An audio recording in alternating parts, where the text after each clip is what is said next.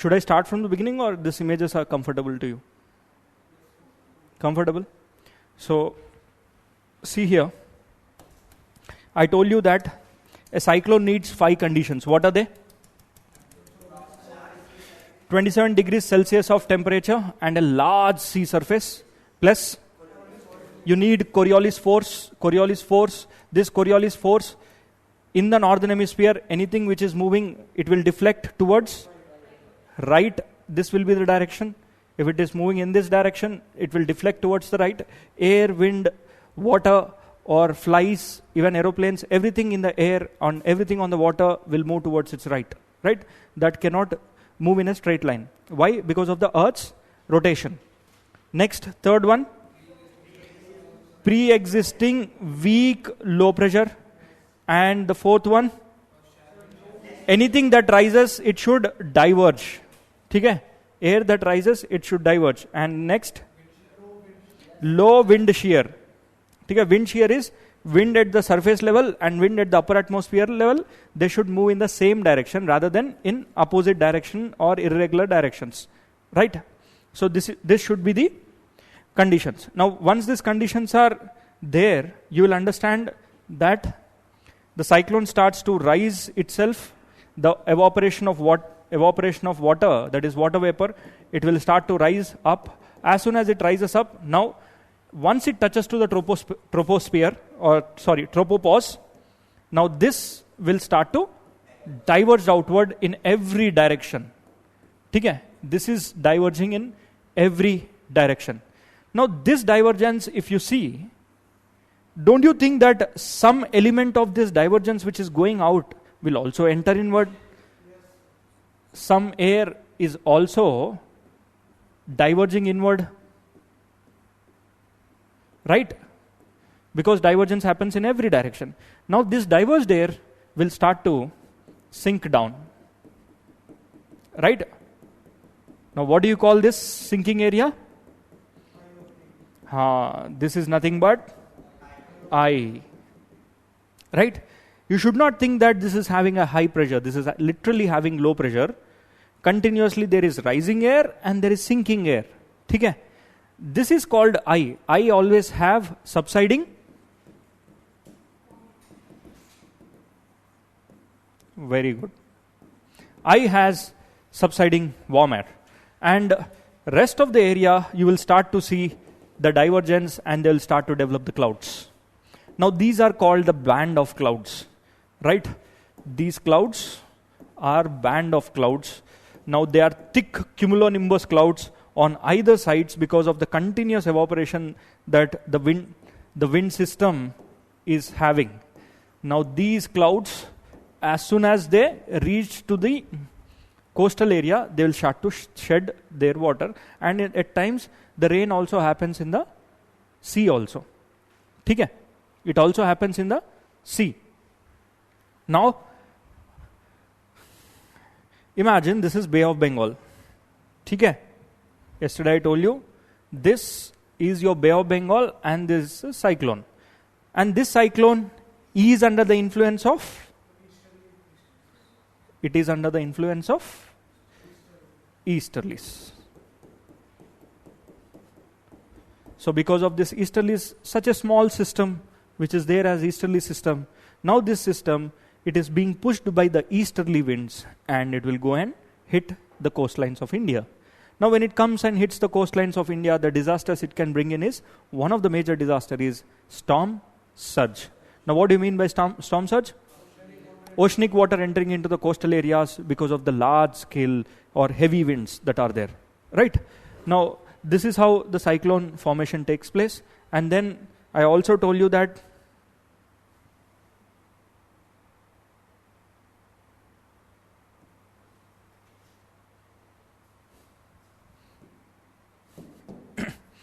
now I call this as wing A, only for your understanding, but this is the frontal part of the cyclone and this is the backward part of the cyclone. Now this system, when it comes and hits the coastlines, imagine this is your coastline, and if it hits the coastlines, you will see there is the point where the cyclone comes and hits is called as landfall. Right? Now each of the cyclone is named And the names are given by all the countries which are bordering the Indian Ocean, Bay of Bengal and Arabian Sea, right? Especially north of equator. And I have to tell you one more thing, that at equator the Coriolis force is 0. Okay? Wherever there is no Coriolis force, cyclones cannot be present. Cyclones cannot be present near to the equator, especially 0 to 5 degrees north and south latitudes. Rest of the places the cyclone can be formed. If it is formed on the tropical regions, that is between 5 degrees north to 23.5 or 25 degrees north, that is called as tropical cyclone. If a cyclone is formed beyond 24 degrees north latitudes, then it is called as temperate cyclones, right? So this is what is your cyclone, right? And yesterday I told you that these cyclones can vary from one speed to another speed. It depends upon what is the strength that the cyclone has. Strength is always measured in the wind speed. Okay? There can be a cyclone, there can be a strong cyclone, there can be a super cyclone. Okay? Super cyclones are those cyclones, they can have a speeds of more than 120 kilometers per hour. The Odisha super cyclone which is there, it had a speed of more than 200 kilometers per hour. Such is the large scale fast moving winds. Anything and everything that comes in its way, it rips off. Odisha is famously known for handling the cyclone disasters. There is a case study during the disaster management. I will tell you how they do it. Kerala is known for flood management. Kerala teaches United Nations how to manage flood. Our Odisha teaches how to manage cyclone as a flood. Okay? So, overall, this is what is your cyclone. Right? Now, here, I told you yesterday that a cyclone in the northern hemisphere rotates in which direction? Clockwise or anti-clockwise? Cyclone rotates anti-clockwise. That is, this is the rotational direction of the cyclone. Now, a cyclone rotates clockwise in southern hemisphere. In the cyclone, what do you see in the center? Low pressure or high pressure? Low pressure. Now, if you have high pressure in the center and comparatively low pressure other sides, you call it as an anticyclone. Okay? Reverse of the cyclone is called anticyclone. Anticyclones are calm conditions. Mazedar weather hai, clear sky hota hai, and you can go out, play cricket, play football, whatever you want. That is called as an anticyclone. Anticyclone is, you will have high pressure here. From here, the wind starts to diverge every side. Right? Now, here, I also need to explain few nitty-gritties that are left in yesterday's day end. That is nothing but how cyclones are named. Okay? Yes, please. I have to tell you how cyclones are named.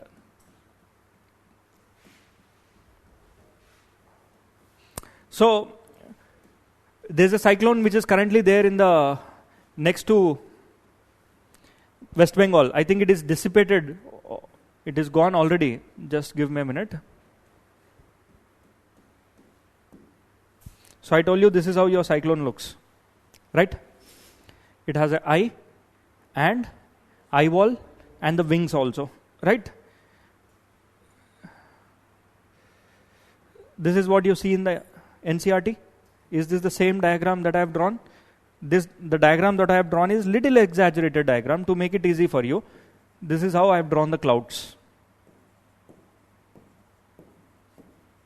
Okay? Now I called it as a wing. Right? Clear? Okay.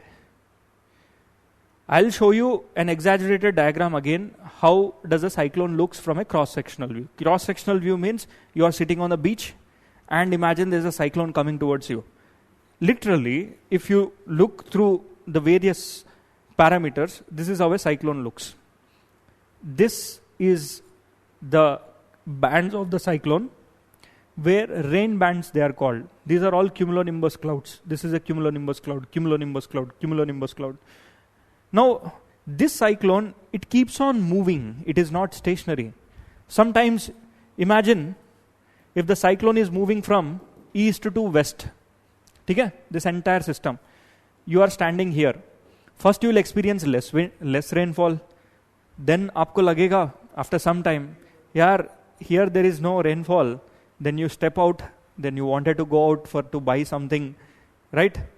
And immediately you will see within few minutes there is heavy rainfall coming again. Why? It is like this.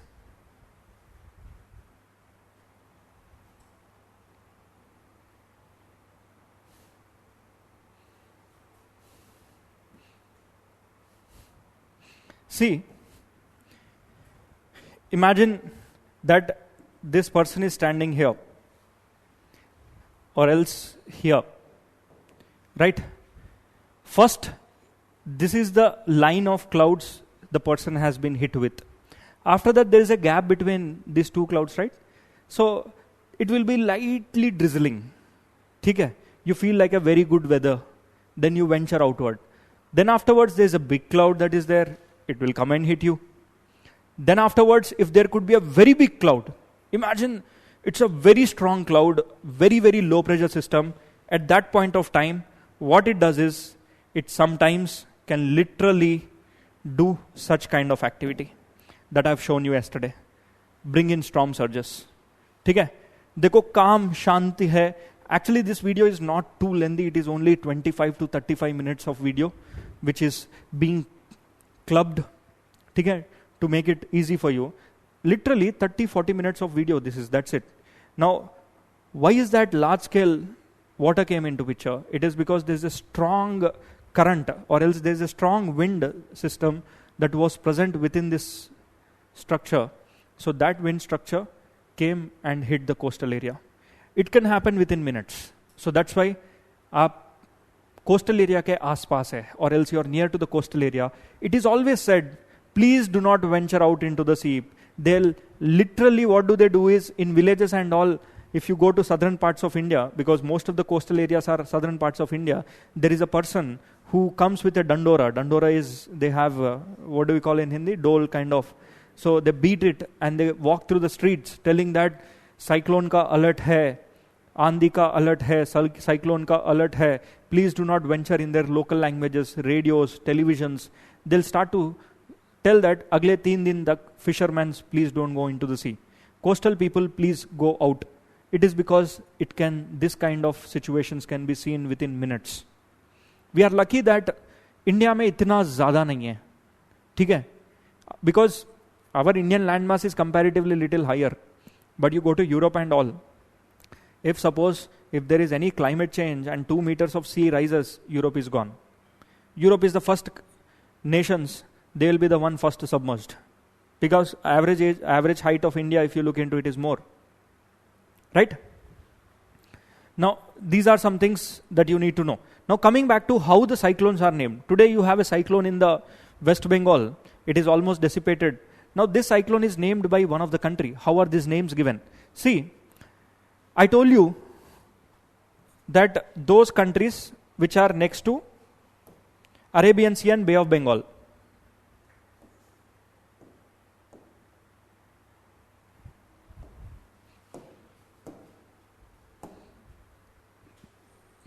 Atlas है सबके पास? हाँ, you should carry to geography class every day atlas, right? See here.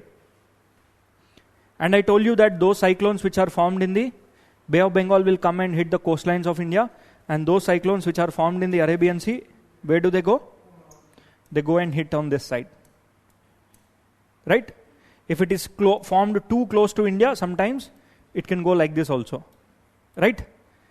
So that's why west coast of India is less prone to cyclones and east coast of India is more prone to cyclones. Now you tell me, why are more cyclones formed in the Bay of Bengal as compared to Arabian Sea? Yes, because Bay of Bengal has discharge of Ganga, discharge of Brahmaputra, Mekong, कई सारे rivers है. These rivers bring in lot of fresh water. And yesterday I told you that if I have a glass of fresh water comparatively to that of sea water, who can reach 27 degrees Celsius earlier? It is fresh water. That is, as compared to Arabian Sea, Bay of Bengal has comparatively less salinity. Fresh water matlab they are not fresh to drink, but they are having less salinity. That's why they can heat more and easily cyclones. And one more thing,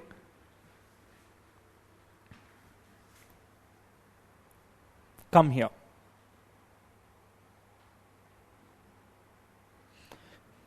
What is this called?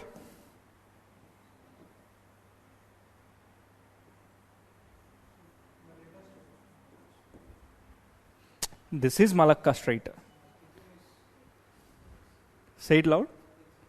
Isthmus.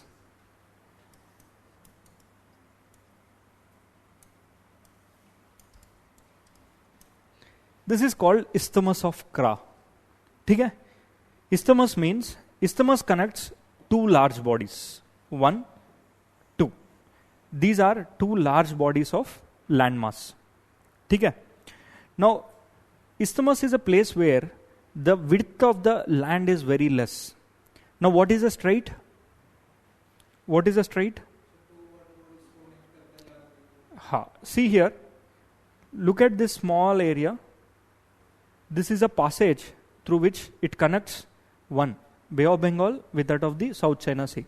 Or else, any small channel that connects, or a waterway that connects two large water bodies, it is called as strait. Now, this is called isthmus. First, suppose this is also the area where large number of rivers drain here. Now, this is called South China Sea.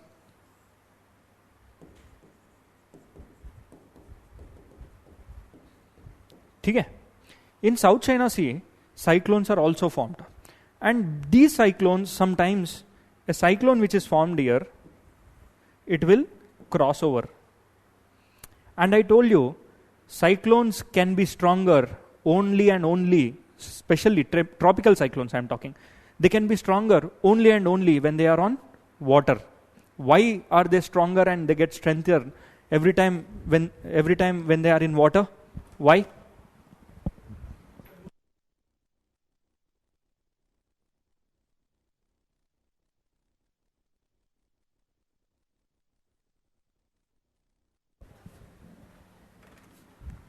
Yes.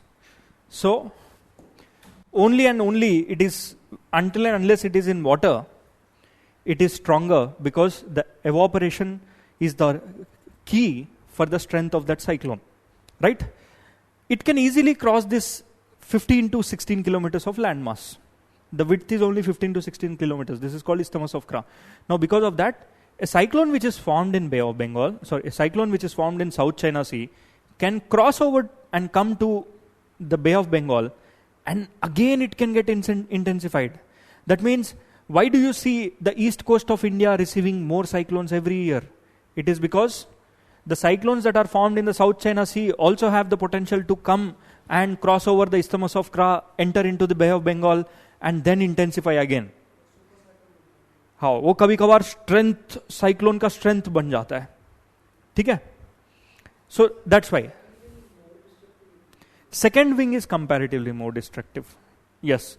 क्यों? क्योंकि it is under the influence of easterlies easily. It is lighter. It can be carried easily. That's why. But this entire cyclone can become super cyclone. If it is moving from here to here, again it is getting intensified. Sometimes the cyclones that are formed near to the 23-24 degrees latitudes, they can recurve and re-enter. Okay? This is a concept that I am teaching you today. Yesterday I did not touch this concept. I'll come to the naming again, but before that, let me tell you this.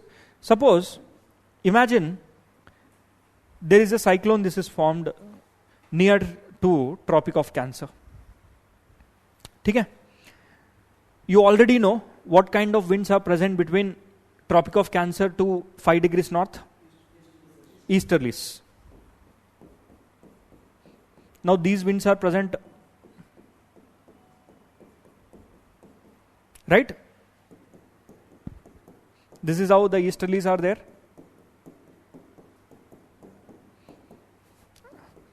Now what kind of winds are present beyond Tropic of Cancer in an ideal condition?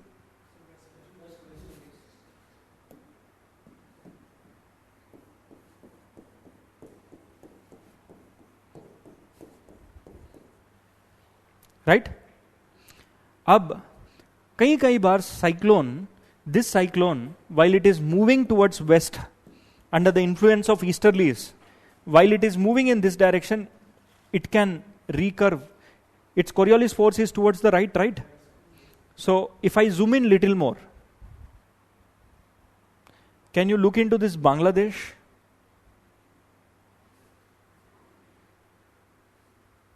Land, water, land, water, land, water. If suppose my cyclone is present over this, it is getting the energy, still it gets the energy. Why? Large amount of water bodies are there everywhere. Because of that, evaporation can be there. Okay? So that's why the cyclone can still get strengthened when it is still entering into this Sundarbans. Okay? Now, come back. Imagine that there is a cyclone which is formed near to the West Bengal. And I told you the size of the cyclone will be of how much? 200 kilometers length.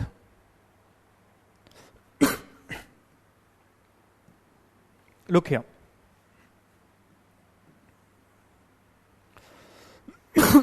I'm sorry. This cyclone, will it move in a straight line? No. Right. It will turn like this. Why? Coriolis force. While it is turning, sometimes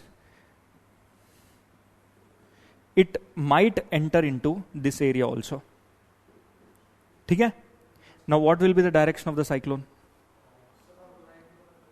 Yes?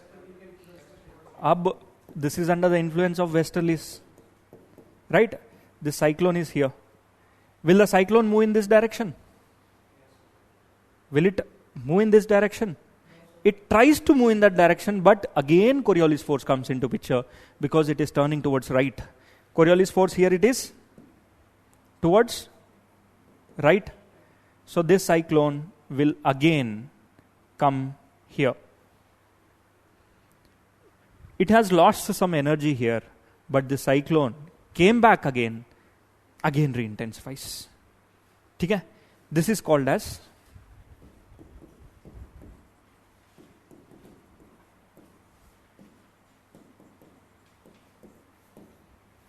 recurving of cyclone. Now, online, it's finally raining in Delhi. Do you know what's the temperature today in Delhi? 50.05 degrees Celsius. 50. इसीलिए today it is raining because of convectional rain. I told you, whenever it's too hot, what happens? All the water vapor which is there, it starts to evaporate, and cumulonimbus clouds will be there. So that is what is happening in Delhi today. It touched 50 in the month of, not even 1st of June, we are in the month of May. So June May, 21st of June, what could be the temperatures, we don't know. June is the time where highest summer. But June 1st is the date where monsoons enter into Kerala. Now summer is gone in the states of Kerala, this southern parts, Karnataka. They will be enjoying their monsoon season in another 3-4 days. But this part of India is going to see. And this part of India is currently experiencing cyclones. On one side, heat waves, red hot heat waves, an alert that is given to Chandigarh also. Okay? And here you have cyclones. Here you have monsoons. So a unique set of weather conditions that you will get to see. You got to understand this recurving of the cyclone? Clear hai? Why cyclone recurves? Because cyclone can enter from easterlies belt to westerlies belt. That's why the cyclone recurves. Right? Okay. Now coming back to the naming of the cyclone here. See what the naming of the cyclone, how is it done? You see, why are cyclones to be named? The cyclones are named because a cyclone which is originating here can come and hit in India. But every country cannot have satellites everywhere. Maybe Vietnam can have a satellite here and it can monitor the sea very well. Right? Japan can have a satellite next to its oceans. So they can share the data, they can help us each other. For example, a cyclone which is formed, India can have clear observations and we'll share the data with Oman and Yemen. Because this cyclone which is formed, it can go and hit here, it can go and hit here, it can go and hit Iran, Iraq. Okay? Like this, Pakistan. So that's why all the countries which are having border with Arabian Sea and Bay of Bengal, these countries have come together, and these group of countries are 13 countries. Now these 13 countries decided that, chalo, ab naming we'll do with a judicious way. Right? Now how is that named? See here.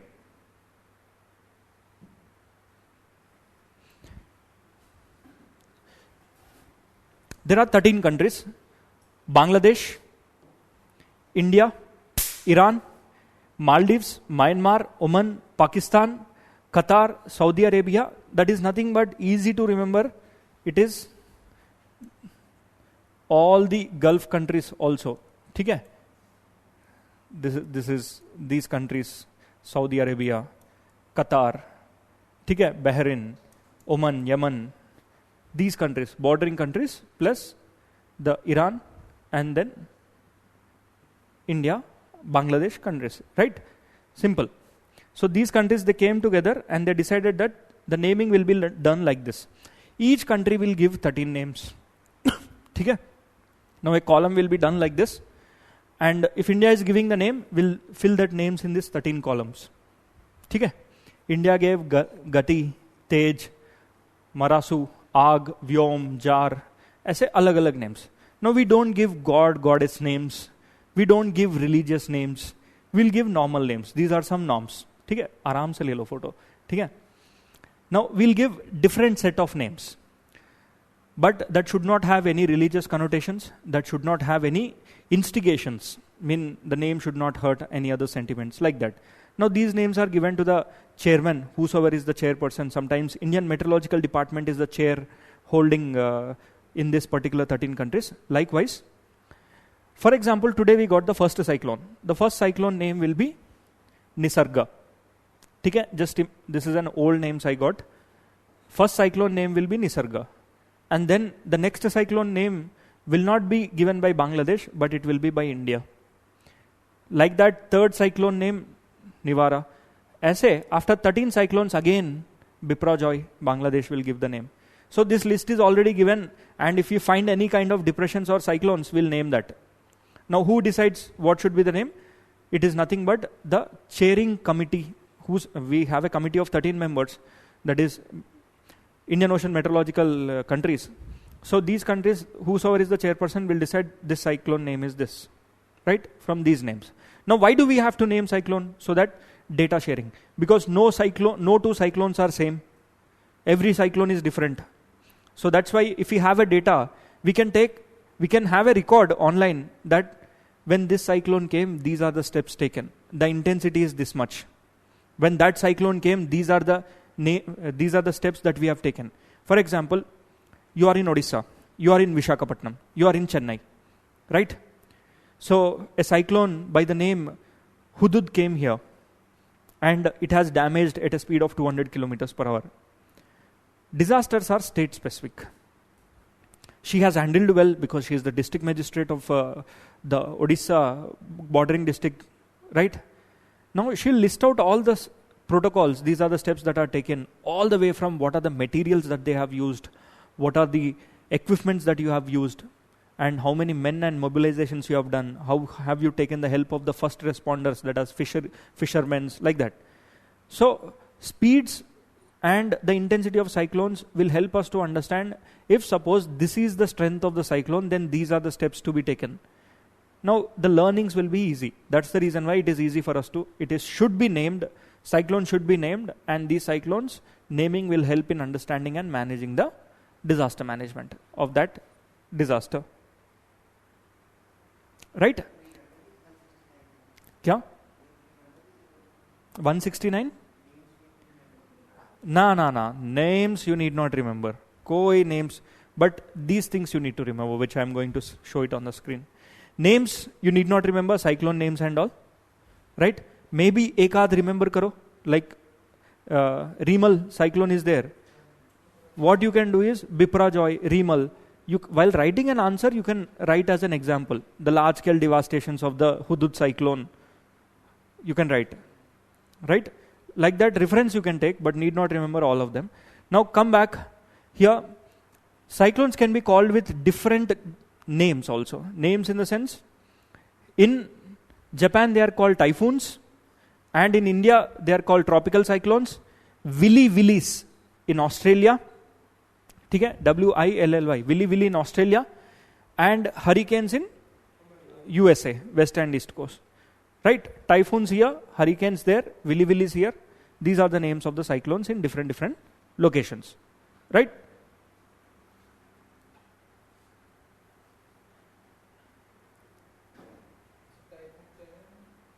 Typhoons. China also typhoons. Once you have written, let me know.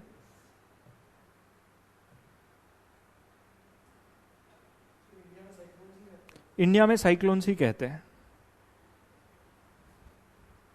Tropical cyclone.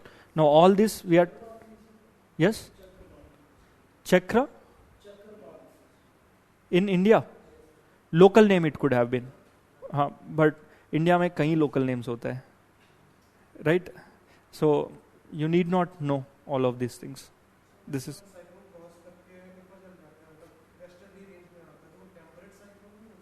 नहीं. Shaurya's question is, sir, if a tropical cyclone crosses the easterlies belt and enters into westerlies belt, will we call it as a temperate cyclone? No. Because you yourself will understand this after half an hour when I explain temperate cyclone. The reasons for the formation of tropical cyclones are different, and the reasons for the formation of temperate cyclones are different. If you remember, I told you that tropical cyclones formation requires 5 conditions. It can only be formed in sea.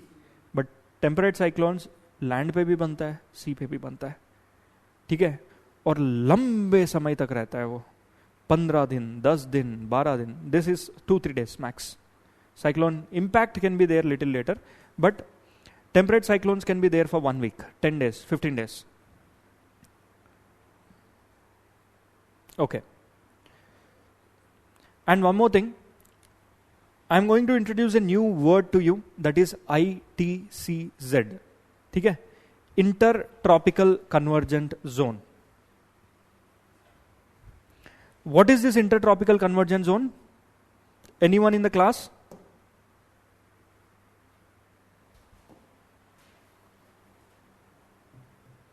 What is ITCZ?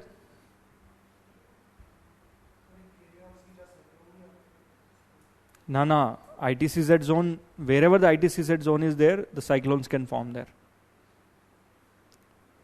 See, ITCZ is a zone where the easterlies from the northern hemisphere and easterlies from the southern hemisphere come and meet. ठीक है? ITCZ zone is a zone where the easterlies from both the hemispheres come and join.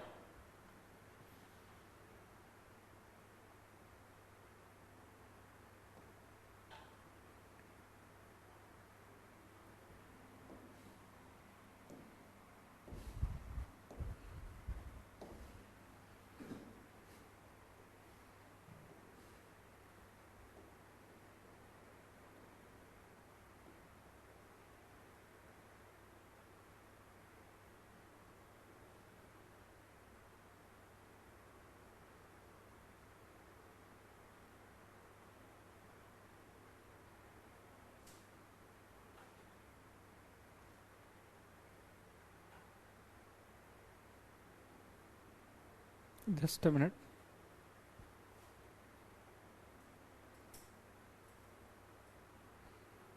See here, we have discussed this diagram in very, very detail and have spent very good time on this. What are these? Easterlies of northern hemisphere, northeasterlies. What are this? The place where northeasterlies and southeasterlies come and join. This is also called as ITCZ. It can be doldrum in an ideal condition. ठीक है? But remember, if you also, I also told you that with respect to sun's direct heating is there on which latitude during the months of June? Tropic of cancer. Tropic of cancer पे सबसे ज्यादा heat अगर June में है, this entire pressure belt will shift towards north. ठीक है. ITCZ in literal terms it keeps on shifting north and south sun के साथ. Right.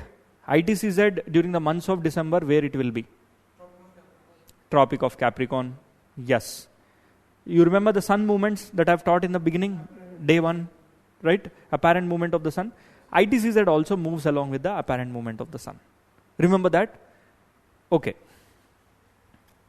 Now, with this content, what I'll do is, I'll move towards our next topic, that is our temperate cyclone.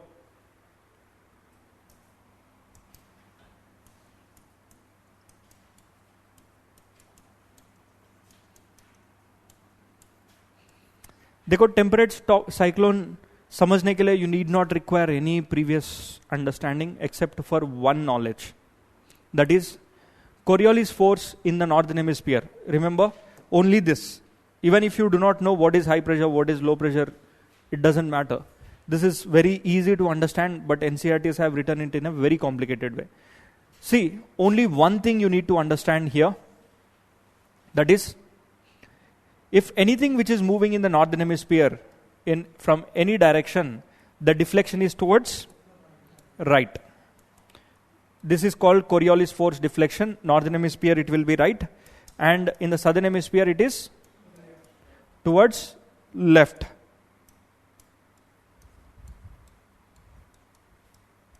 Instead of going in a straight line, it will actually deflect. The wind will move in this direction.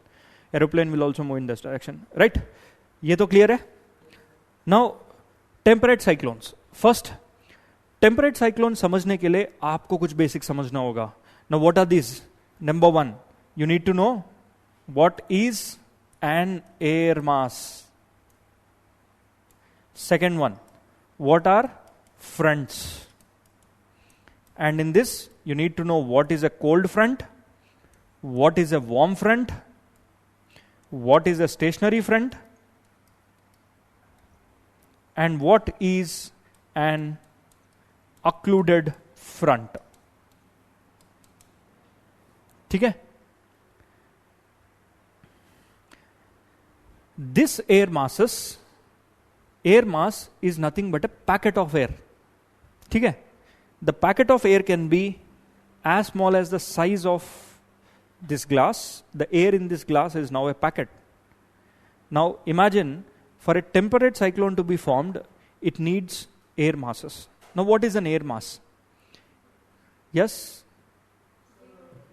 Weight of the air? No, it's not air mass. Packet of air is an air mass. Now this packet of air is called as an air mass. It can be of two types. One, there can be cold air mass and there can be warm air mass.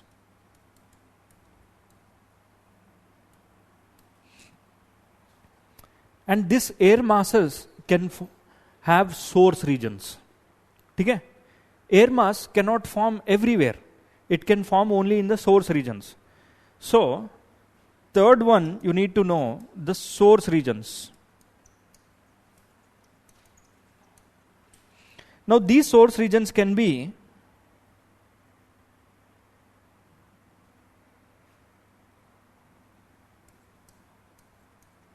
on the continent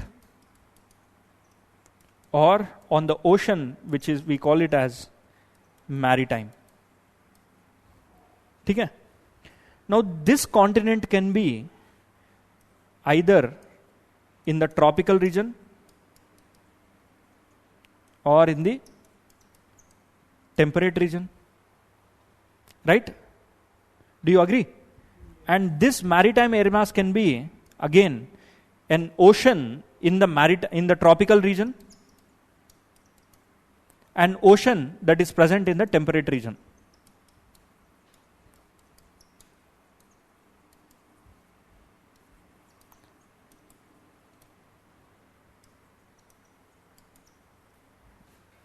Right? Sometimes an air mass can also form on the continent of Arctic. ठीक है, near to Arctic also it can form, right? Continental, Arctic and Antarctic is also the place. Now if you know these things, you will understand temperate cyclone. There are different names that are given to temperate cyclones. Can anyone try to tell me what are the names? With what other names they are called? Have you ever experienced temperate cyclones?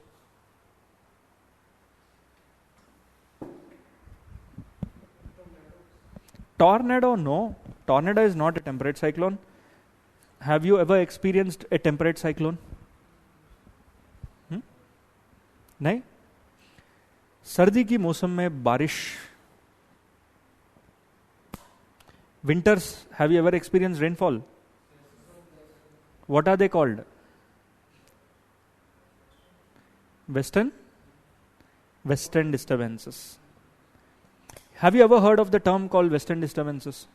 Never? During the December's, January, you might have experienced rainfall, right?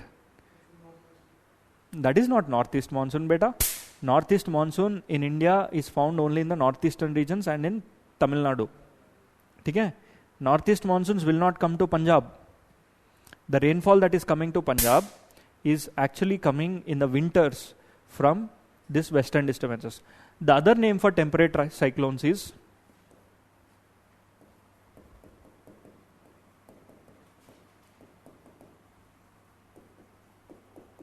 extratropical cyclones. Or if these temperate cyclones come to India, we call them as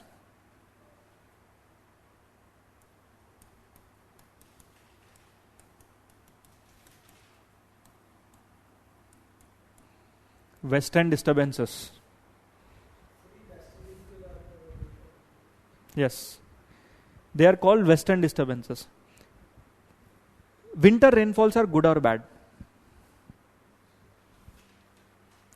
The winter rainfalls, are they good for the farmer or bad for the farmer? Why bad? Winter में क्या grow किया जाता है? Northern part of India, wheat. Wheat को low temperature चाहिए, and it will actually, this rainfall will help the farmers. Western disturbances do not rain continuously. They come and rain for 3 to 4 days, 5 days, then they stop. They give the water that is required for the wheat crop. And whenever they come, the temperatures are cool. Wheat needs less than 15 degrees Celsius. And where do you find these western disturbances?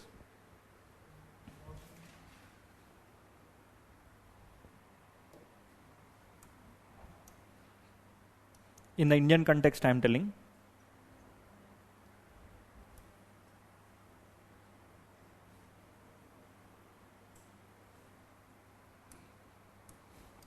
See, if you look into the monsoon profile of India, India has monsoons in the month of June, which come from southern hemisphere. It is like this. Look, I am giving an introduction into the monsoon topic also before this, so that you can have an idea what are western disturbances and where do they come from. India has the summer monsoon. During the summers, that is in the month of June, the winds which are coming from the southern hemisphere, these are southeasterlies. They cross the equator, and as soon as they cross the equator, they turn towards the right? When they turn towards the right,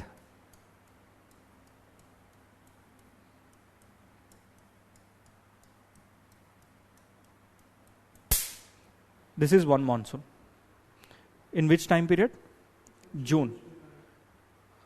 Or when it comes to January, what happens is that the monsoon to India comes from two places, or else the rainfall to India comes from two different places. One, now I am talking about January, okay? This is how the monsoon comes.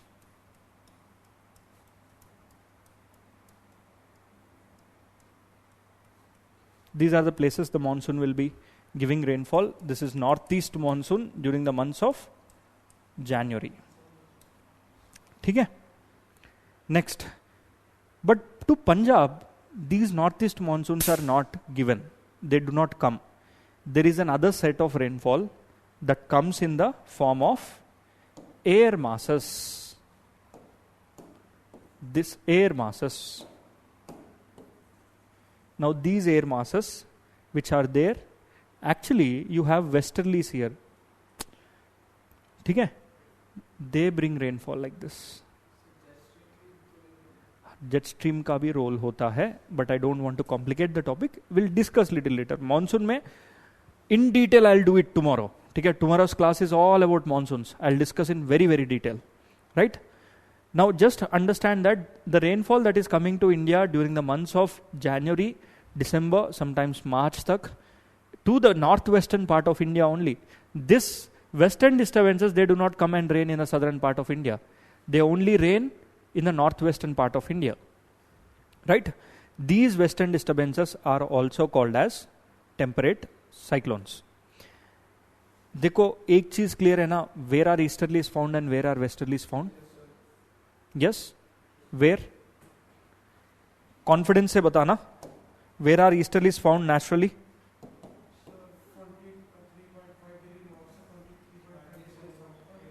एक minute. One easterlies का presence जो है 23.5, 23.5, or it can be till 25.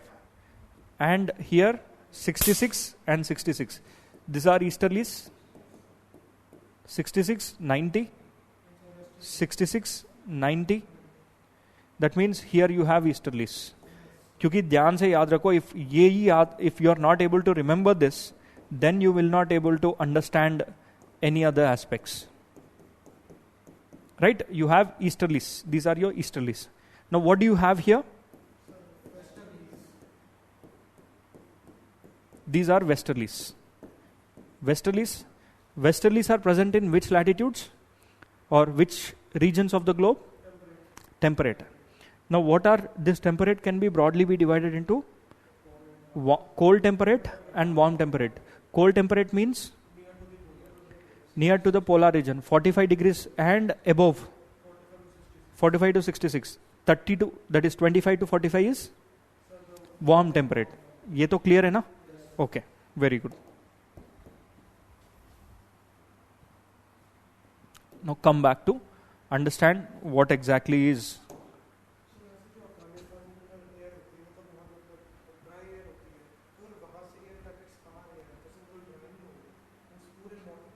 I understand your doubt. Afghanistan छोटा desert है, but there are bigger deserts called Africa, Sahara deserts, right? So whenever an air mass that comes over the deserts, it gets dried, right? But let me tell you the temperate cyclone. Firstly, after explaining, I'll discuss in detail. Okay? Now first, you need to understand what is an air mass and what is the source region. See, whatever you have learned in the tropical cyclone is separate. Tropical cyclone can only be formed when the 5 conditions that I told, if they are existing. But even with these 5 conditions, temperate cyclones can be formed. Temperate cyclone formation needs first one is an air mass. And that air mass, one air mass should be colder and the other air mass should be warmer.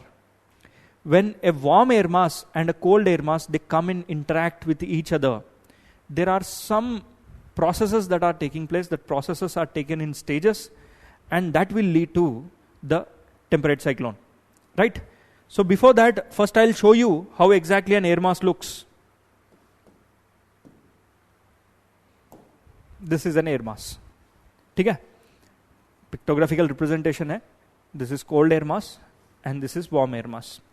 Now how do you define an air mass? Air mass means at equal heights. For example, air mass is a very big region. ठीक है? Very big region means it can be a region of 1,000 kilometers also. It can be on the land, it can be on the ocean. Right? Now on such an area, if you have equal temperatures and equal pressures at equal heights, equal temperatures and equal pressures at equal heights. ठीक है? An air mass is a region for a very large area which has equal temperatures and equal pressures at equal heights. Means Yes. Let's see here.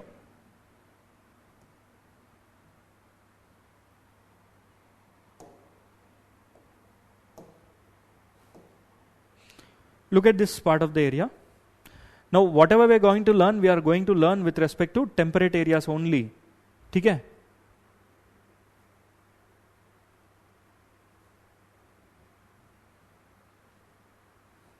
Right?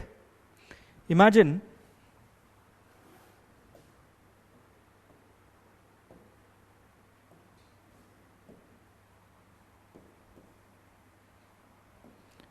this part of the region.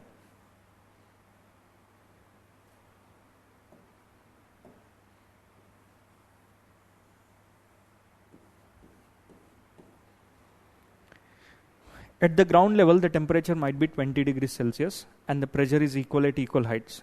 When you go to 500 meters height, the temperature might reduce to another 16-17 degrees Celsius and you have equal temperature and equal pressure at that height. Likewise, layer by layer if you go, if that packet of air which is there, that means this entire packet of air which is there, to be more simplifying, what I'll do is, this packet of air which is present over this part of the region, at equal heights you have equal temperature and pressure. Likewise, now this is called as an air mass, right? Rarefied hota hai, but gases are not rarefied, it is only temperature and pressure, right? Now if such a conditions exist, we call it as an air mass. ठीक है? Right? Now coming to this air mass, if it is colder, you call it as cold air mass, right? If it is warmer, you'll call it as warmer air mass, right? And I told you where it can be formed over source regions. Now these source regions can be of various types. One, this air mass can be formed in the tropical areas also. Tropical in the sense, from this air mass, it can form here also.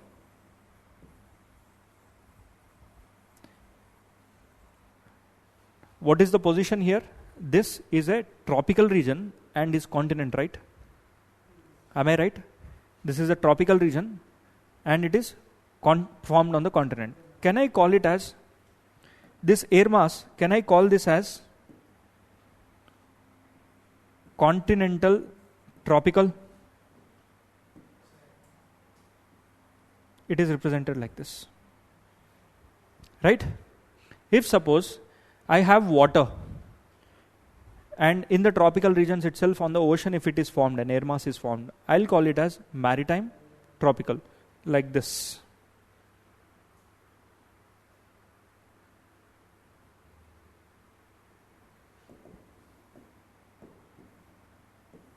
This might be an air mass.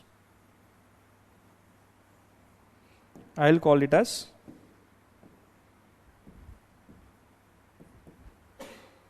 same way. If there is an air mass which is formed in the temperate regions, this is temperate regions, right? And that too on the where? Colder side. Then I will call it as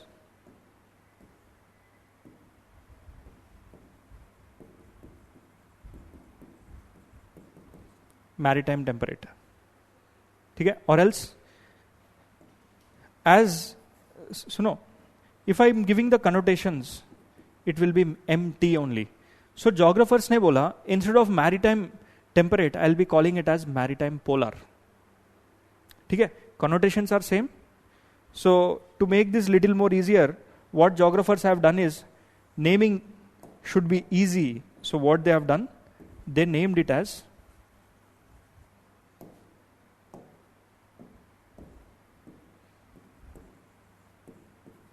maritime polar. Likewise, if it is formed on the continent in the tropical regions, you will call it as CT, continental tropical. If it is formed in the tropical regions or polar regions or near to the temperate regions, we will call it as continental polar. नीचे भी बन सकता है. Shaurya's question is, some maritime tropical, it should be found here? It can be, it is not too particular. It can be formed like this also. It can be formed like this also. It can be formed over here also. It can be formed here also. Yes, temperatures? Temperatures se classify kar rahe hain. And all the air masses which are formed in the tropical regions, they are warm. And all the air masses which are formed in the temperate regions, or they are cold comparatively. Right? Now see, what happens in the temperate cyclones are, the air from the maritime polar and continental polar, the air would like to mix with the air from the maritime tropical and continental tropical. Simple hai. The air from here wants to interact with the air from here as an air mass. ठीक है? So pictographical representation, I will show it to you. Look, another one will be added, that is continental Arctic. Arctic in the sense, Arctic may be, there can be an air mass that can be formed. That is called as continental Arctic. I did not discuss their conditions, but this is how they are formed. Quickly draw it down.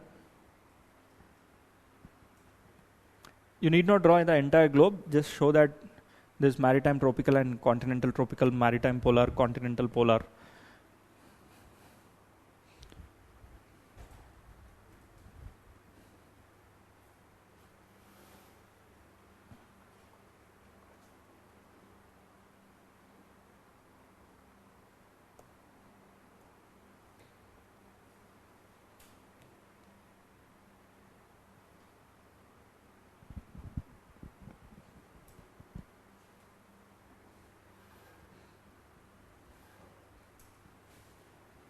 In other words, how air masses are defined as, on a homogeneous area, a homogeneous temperature and pressure is called as air mass. ठीक है? Polar? Front I'll explain now. Give me 5 minutes. Online, any doubts? Munendra? Prince?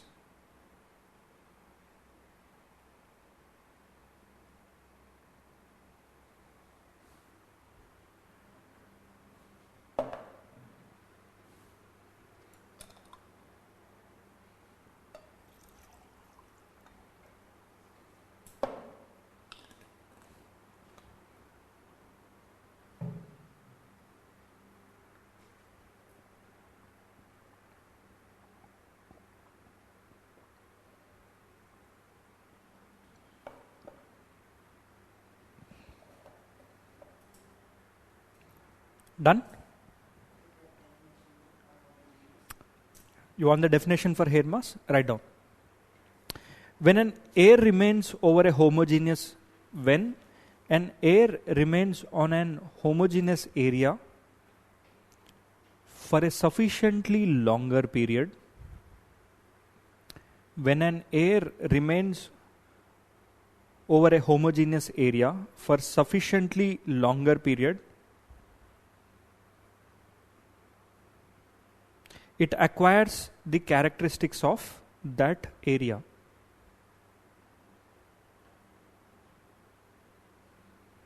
It acquires the characteristics of that area. This homogeneous regions can be the vast ocean surfaces. This homogeneous area can be vast ocean surface or vast plains.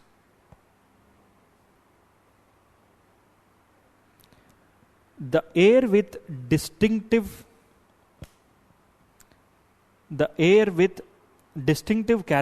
characteristics, the air with distinctive characteristics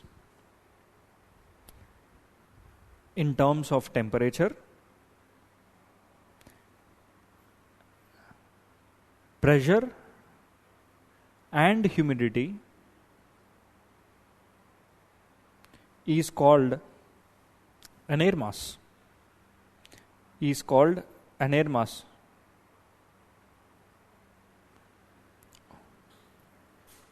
In other words, it is defined as a large body. In other words, it is defined as a large body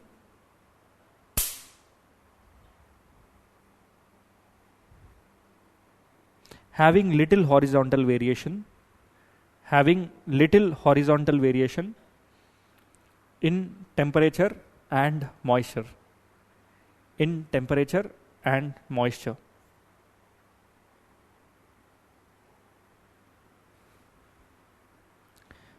Full stop.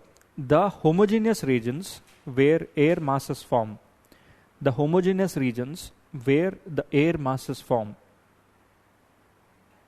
Are called the source regions.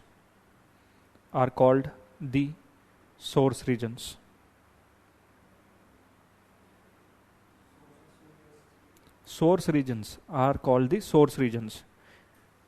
Now next point, these source regions can be present in temperate or polar regions, or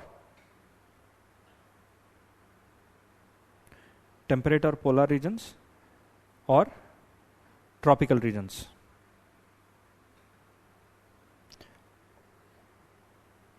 Bracket में लिखो, write it in bracket. Either on the continent or on the oceans.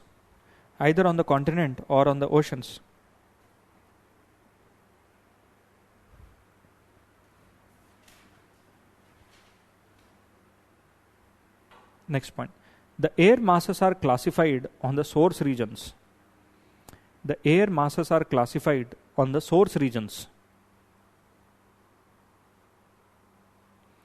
There are 5 major source regions.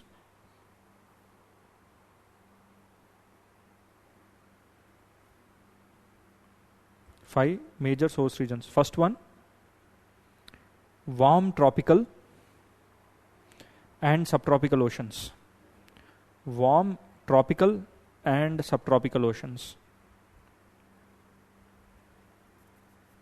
Second one, subtropical hot deserts.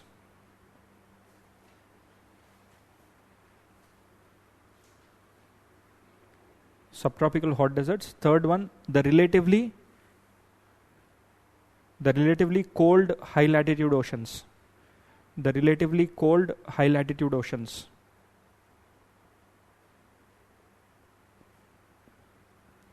Next one, the relatively cold continents in high latitudes.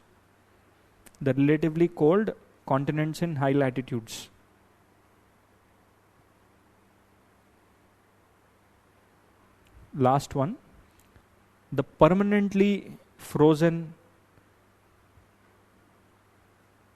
continental regions in the polar regions. Permanently frozen polar regions.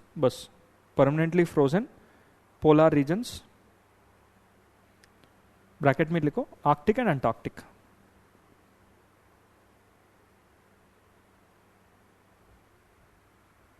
And in these source regions, next point,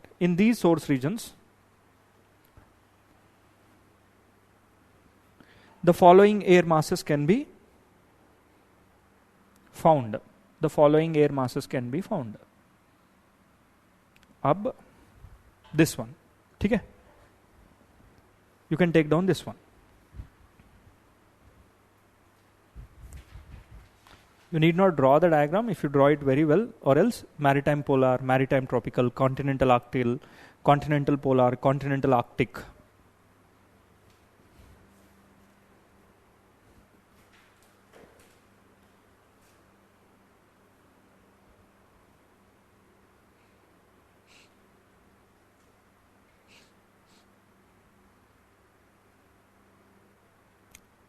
Done?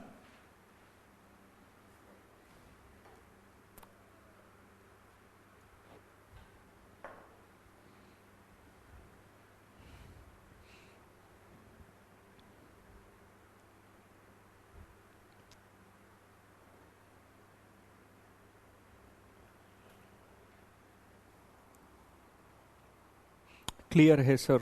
Nice.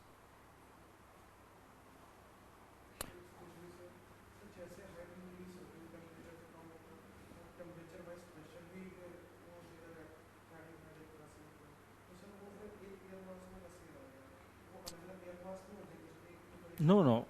As a unit we take. More specifically, humidity is taken into account. That topic I have to explain you. Shaurya's question is that, sir, at the surface there is one temperature and there is one pressure.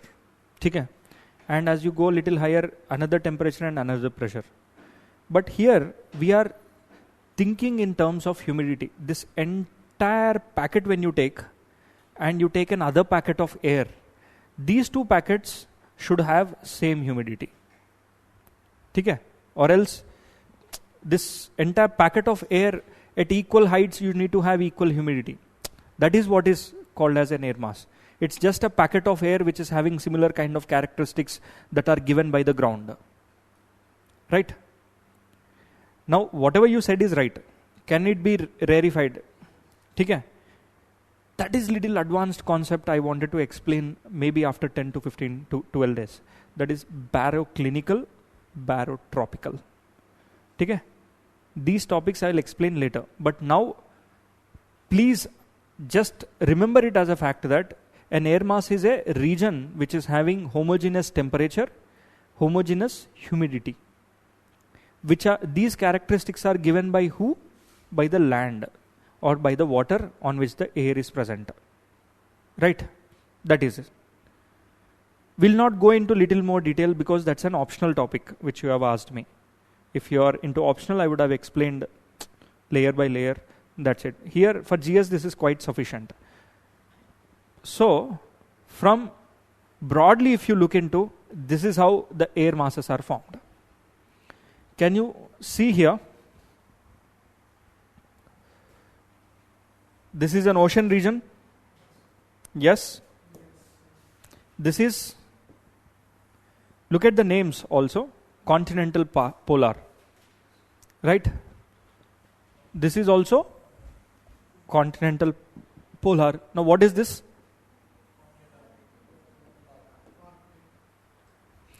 पानी में अगर air mass बन रहा है, maritime tropical. Continent के ऊपर है तो continental tropical. Right?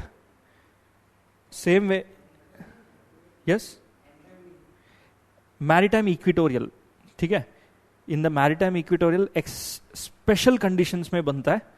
ME is represented as maritime equatorial. Africa?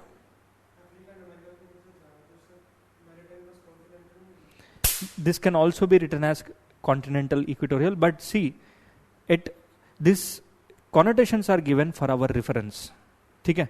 जो author है, author इसमें he has seen that there is large amount of water at the equator, so that's why he neglects that land. ठीक है? At equator there is so much of water, but this is wrongly represented here. It should be continental equatorial, but continental equatorial, it is not there in your syllabus. There's never question since last 40 years I've seen. There's no question, and scientists are also always questioning, should this be an air mass or not? So that's why we don't enter into the controversial area, right? We'll leave it here. Now, hopefully you got what exactly is a maritime air mass, what exactly is a continental air mass, कहाँ पर बनता है. अब देखो, if the same thing, if I put in on the earth, it will be like this.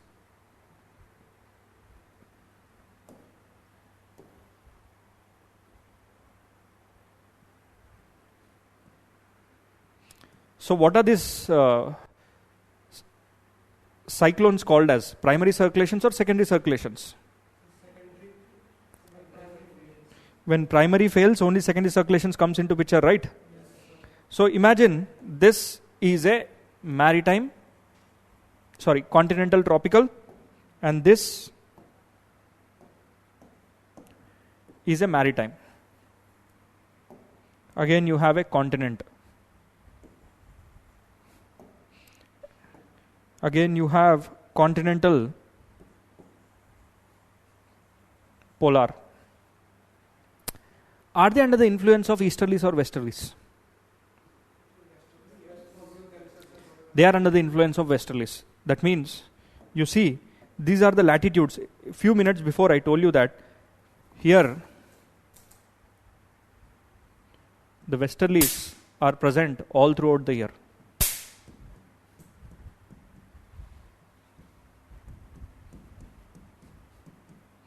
Right? Do you agree? Now, sometimes what happens is that these secondary circulations, they do not agree with the primary circulations. That is nothing but these westerlies winds. But they will still be under the influence of these westerlies. Means, sometimes this particular air mass and this particular air mass, they can interact with each other. This air mass and this air mass can interact with each other. Okay? It can fight with each other. These two also can fight with each other. Why? Because all the air masses which are near to the polar region, they are cold. All the air masses which are near to the tropical region, they are warm. Now this warm air mass and cold air masses, they would like to meet each other, or sometimes they fight with each other, and then they create a conditions like temperate cyclones. What is a cyclone? Cyclone is a low pressure area in which center you have low pressure, and whenever you have low pressure, the wind from all directions come to the low pressure. Same is the case with cyclone, but this cyclone. But here, if you see, broadly see, from north, it is the cold wind which is coming in this direction. From the south, it is warm wind that wants to move in this direction. Right? Is it correct? Yes. Now in between, there is an air mass which is cold, this is a warm air mass. These two interact with each other to give temperate cyclone. Now how does that interaction takes place? Let me try to explain you. Now for that, to make it little more easier, what I'll do is, yes, temperature difference is the driving force. I'll turn the earth like this. Okay? Right? Now what kind of air mass do you have here?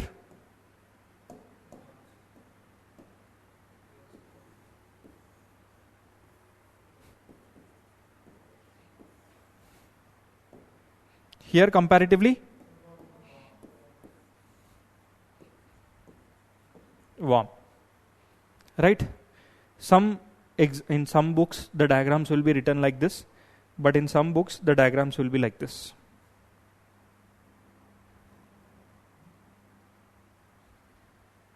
This is cold front and this is warm front. The wind wants to come in this direction, this wind wants to move in this direction. So can I call this as a warm air mass? Can I call this as a warm air mass? Comparatively, can I call this as a cold air mass?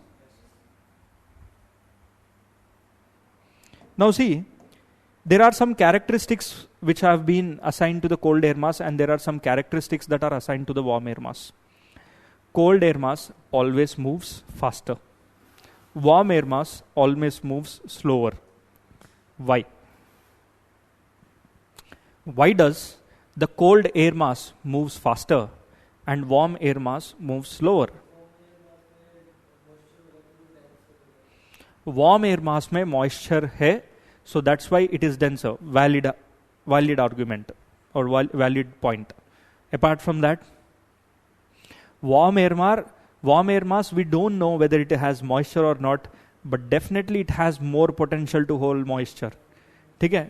We cannot say that warm air mass will have moisture, but definitely warm air mass has more potential to hold moisture. High relative humidity, ठीक है, but why the warm air mass is moving slower as compared to the cold air mass? मैंने बताया था, मुझे याद है class में.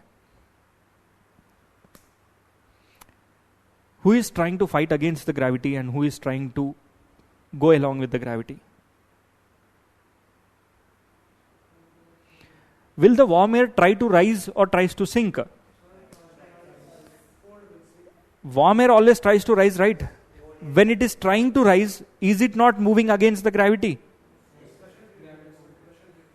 Right? Pressure gradient. It is moving against the gravity, or else warm air always tries to rise. It is moving against the gravity, so that's the reason why it moves little slower. Cold air, it is under the influence of gravity. Cold air always tries to sink. The tendency of the cold air is more heavier. ठीक है? Cold air is denser. Right? That cold air, it cannot hold any more moisture because already उसके पास moisture है. Right? Or else the cold air is denser. And this dense and heavy, it will stay to the ground. And it is staying to the ground. That is the reason why it is under the influence of gravity. It need not fight against the gravity and try to fly high. But your warm air always wants to fly high and move away from the ground. So that's why warm air moves slower and cold air moves faster. Right? Very cold and dry. Yes. Cold and wet भी हो सकता है, cold and dry भी हो सकता है. See, firstly, come out of this misconception that cold air means always it will have moisture. Warm air means always it will have moisture. No. A warm air can have moisture, cannot have moisture. A cold air can have moisture, cannot have moisture. But comparatively, cold air will always be denser, warm air will be lighter. ठीक है? Now, how does moisture comes into the air? That I will discuss later. ठीक है? That during the rainfall, what are the types of rainfall? How the monsoon comes into picture, convectional rainfall, advectional rainfall, and mountainous rainfall. These things we'll discuss later. But conceptually, you should now understand that warm air is lighter and it tries to move higher. Cold air is denser and it tries to sink downward. This is the tendency. And warm air always fights the gravity. Cold air is under the influence of gravity. So that's why cold air moves faster and it is denser. This is what you need to know. We need not know a cold air can have moisture in it or it may not have moisture. Right? It depends completely on the topography. Shaurya is saying, sir, Tibet is dry. Fair?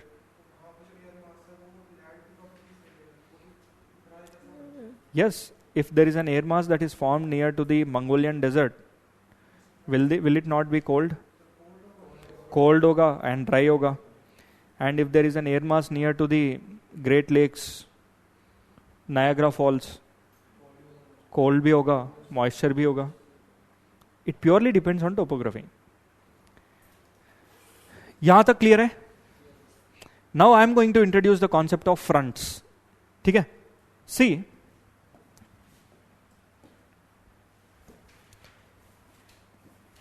what is the direction of this air mass? It is moving in this direction, right?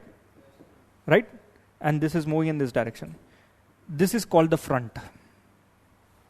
And this is called the front.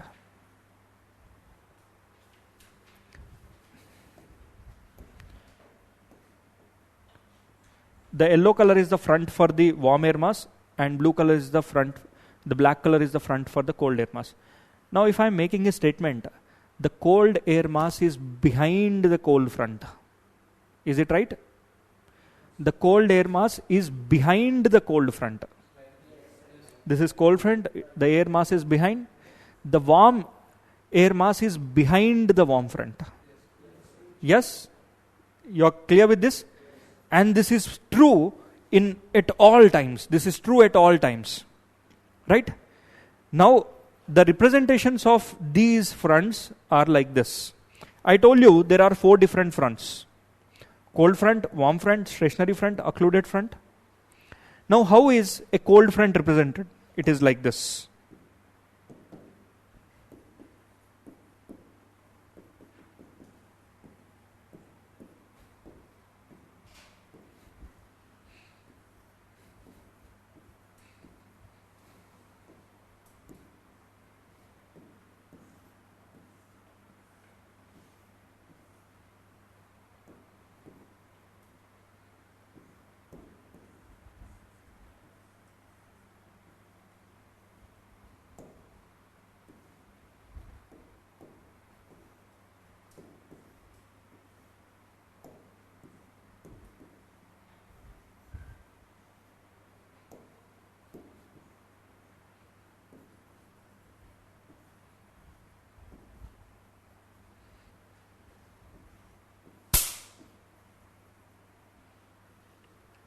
right? This is how geographically it is represented. Next, a stationary front.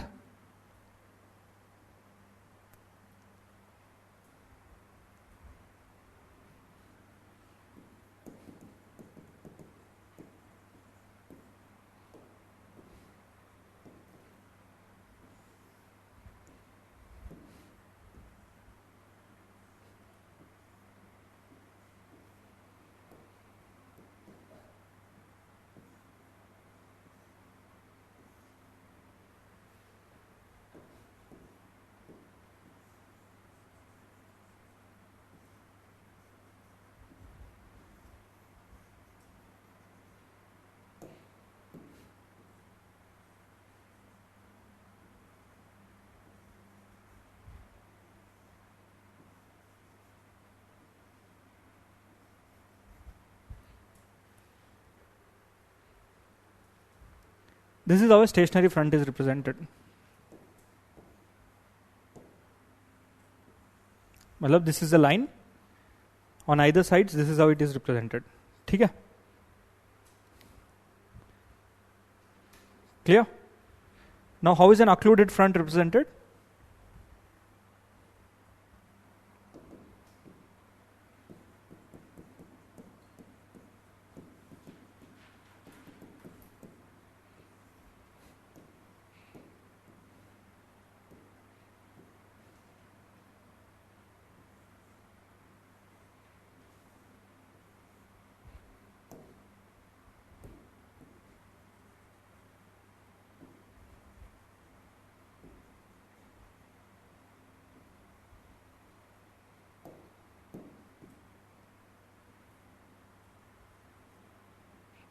Oh, sorry.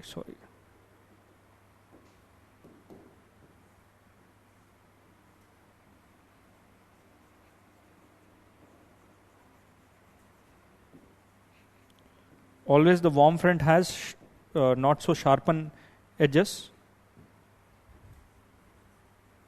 The cold front has sharp edges. This is how they are represented.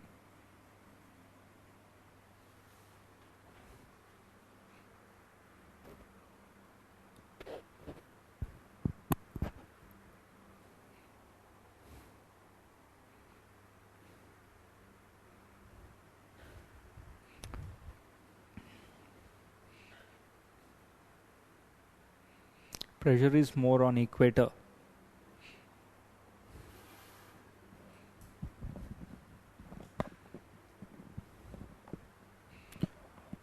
Okay.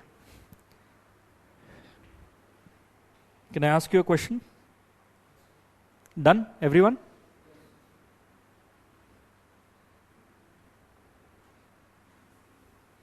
Yes, done with Rangoli?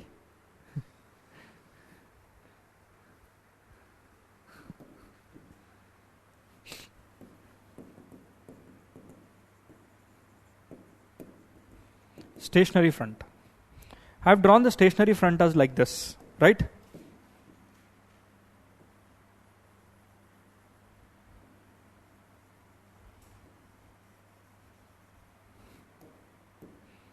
This is how it is drawn, right?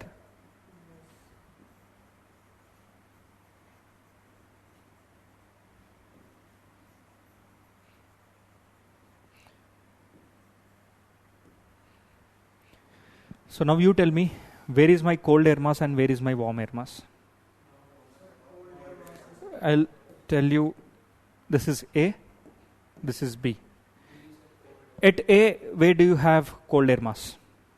Sorry. At B, where do you have, what air mass do you have?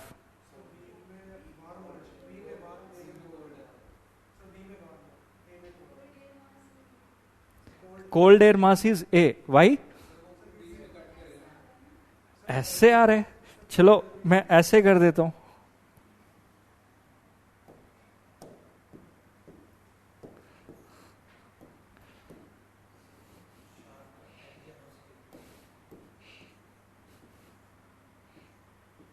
अब ऐसे कर दिया, आप बताओ. This is A, this is B. Where is my cold air mass and where is my warm air mass?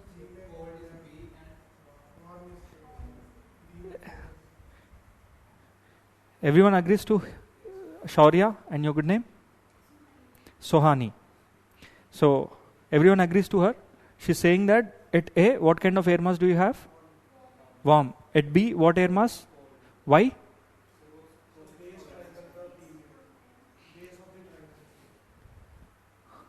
Here? A में cold है, B में warm. Why? Asta doesn't seem to be not agreed.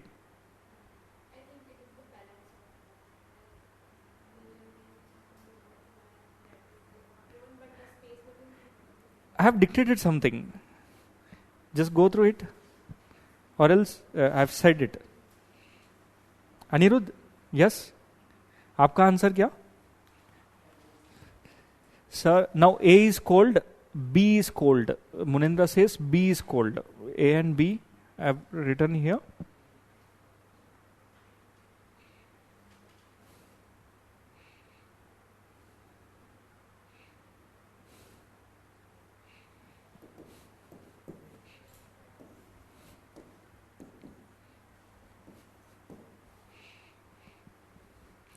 Yes, Anirudh, what is your answer? Naveen? B is cold. A is warm. Naveen says. Harsh? A is cold. B is? See, I have told that the air behind the warm front is warm. The air behind the cold front is cold. What Munendra said online is also right. First, suppose if this is an air mass and this is an air mass, air behind the cold front is cold.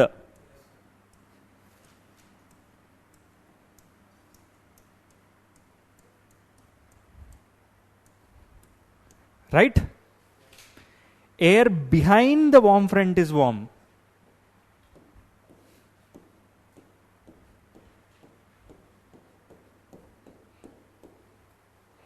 Got it? ये basics याद करना है. Right? Air behind the cold front is cold. Air behind the warm front is warm. In this case also, see here. Air behind the warm front. Look at this.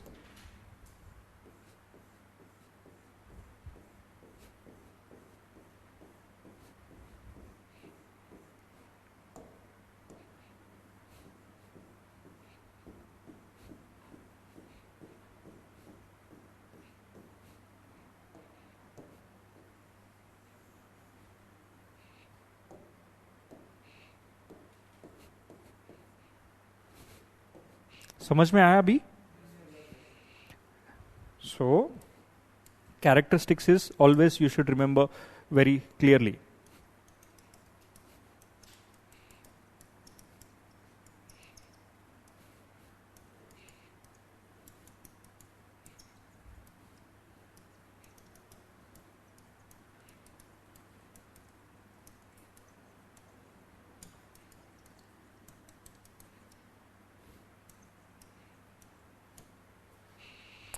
And next, the cold air mass tends to move towards the warm air mass, and the warm air mass tends to move towards the cold air mass.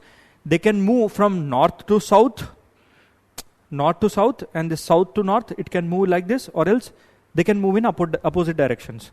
Basically, cold air mass temperatures are low. Warm air mass, the temperatures are more. And because of that, they tend to maintain an equilibrium. Okay? This, yes, potential difference, they wanted to balance it. That is the reason why the warm air mass moves towards the cold air mass moves towards the warm. Now here, cold air mass always sinks. Okay? Cold air mass always sinks. Warm air mass always rises.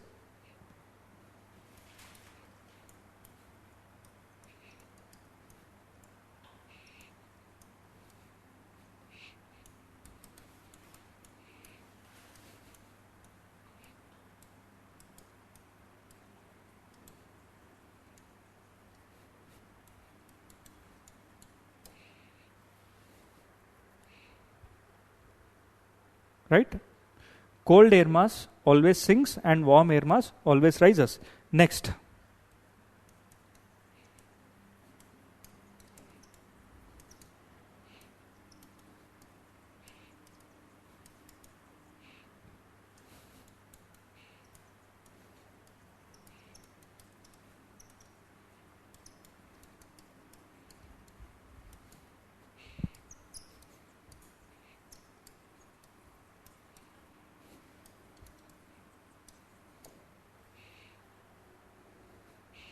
the cold front moves faster. The warm air mass or air front always moves slower. Right? If you can remember these things, you will remember the entire answers. देखो, अगर exam में if this particular question is asked, you can really impress the examiner. This is an area out of 10 you can score 8. ठीक है? This is the beauty of geography. Even in optional also, this one area, geography there is no subjectivity. ठीक है? You say something, I say something, it is not like that.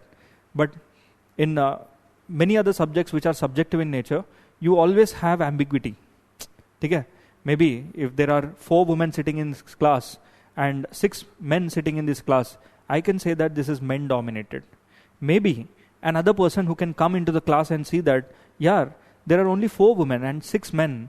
This is an indication that women are, this is a women driven society because 4 women are leading the classroom. Now who to believe? Person to person vary karta hai. Now whenever there is varying from person to person, it is always said that subjectivity बढ़ जाता है. This subject do not have any subjectivity. It is only objectivity. If scientist A says this, scientist B also will say the same thing. So this, when there is no subjectivity का scope नहीं है, the scope for you scoring marks will be more. Right? So only whatever is there in the books you need to learn. And if there is a temperate cyclone in news articles, you should simply say that while writing your answer, give a passing reference that the temperate cyclone named this has caused this impact. That's it. And rest of the kahani is same. Right? Okay. Clear with this? Now I'll tell you how the cyclone develops here. There is a theory that is given by the name polar frontal theory.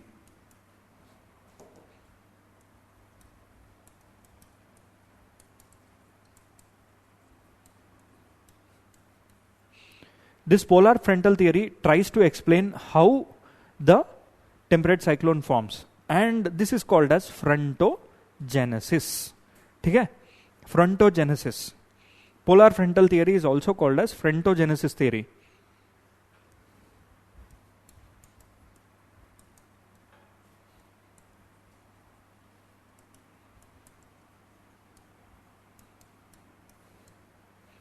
Both are same. Now see, what I'll be doing is, I'll be using diagrams like this to make it little more simpler for you. Imagine this part of, I'll divide into 2. One, these are cold air. This is warm air. I'll be using this part of the earth to represent the polar frontal theory.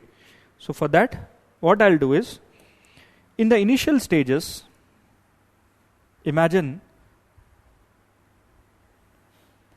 this is cold air and this is warm air. Right? Cold air is trying to come, abhi front develop nahi hua.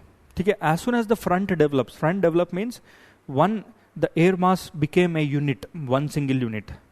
Now another air mass which is colder, it became another unit. Now they will start to move towards each other. Cold air mass always generally tries to sink, warm air mass always tries to rise. Right? Now see, धीरे धीरे क्या होगा? In the next stage, the fronts form. When the fronts form, it will be like this.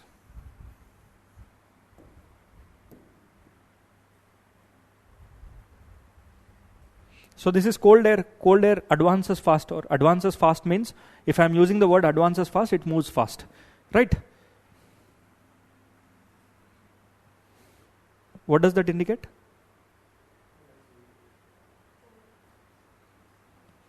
From this side, the cold air started to move like this. Now where is cold air mass? Can I call this as cold front?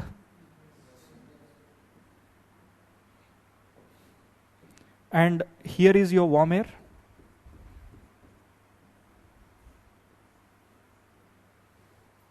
Right?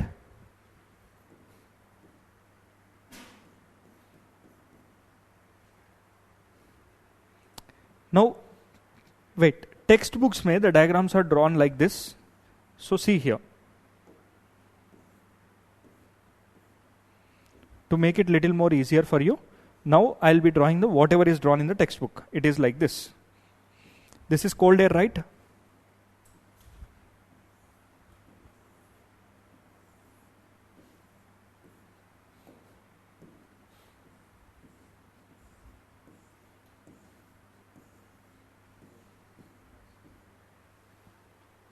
ठीक है?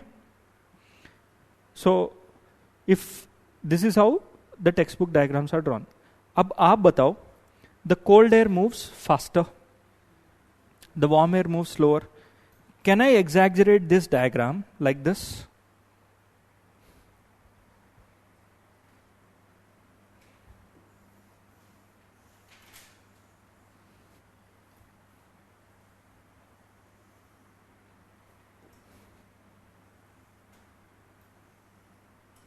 Yes? Yes? Why? Cold air is trying to move faster, right?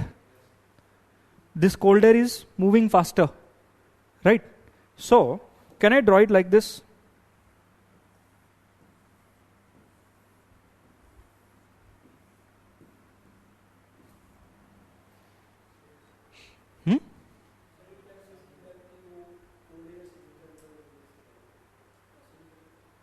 Cold air sink कर रहा है, warm air rise कर रहा है. हाँ, warm air नीचे कहां से आया?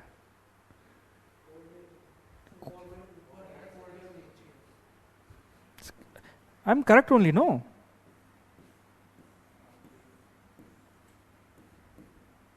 Y confusion? ठीक है, वार्म एयर के मुकाबला में कोल्ड एयर ज्यादा तेज भाग रहा है. What confusion caused you here? मैं अभी तो कहा था ना,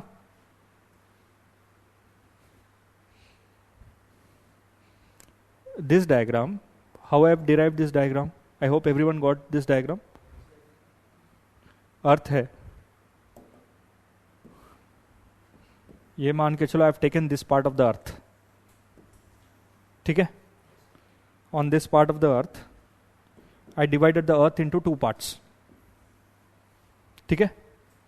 I have said this is your warm air, sorry, this is your cold air, right? And I said this is your warm air, which are trying to move towards each other, right? This is the first diagram, the case 1. Case 1. In the case 2, I told you the fronts started to form. ठीक है, fronts बन गया, that means air masses बन गया. When the air masses have been formed, this cold air mass would like to move towards the warm air mass, and the warm air mass would like to move towards the cold air mass. Now the same thing, if I am representing here,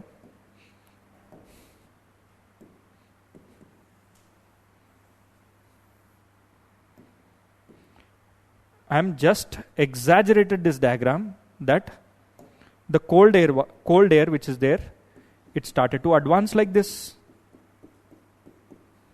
and the warm air, it started to move like this. ठीक है, ये air mass बन गया ना, this air mass is moving towards the warm air.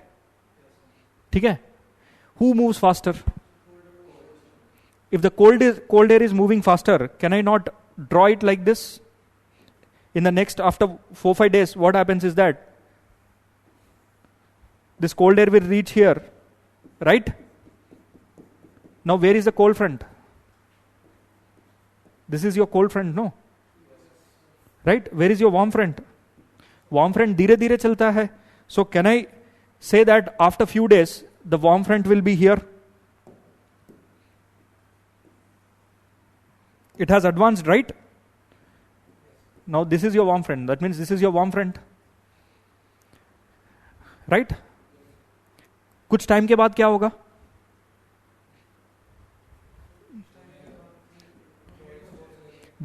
After some time, your your cold front will be here. That means your cold front has advanced till here, right? Now what is this air present here?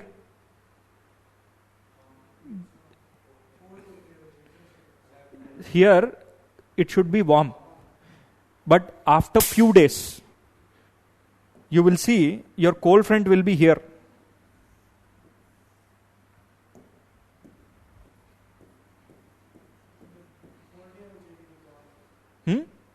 But लेकिन ये गर्म हवा कहां चले गया?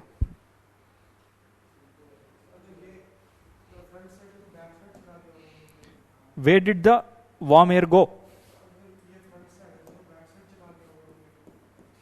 So can I draw it like this? Wait, I'll tell you.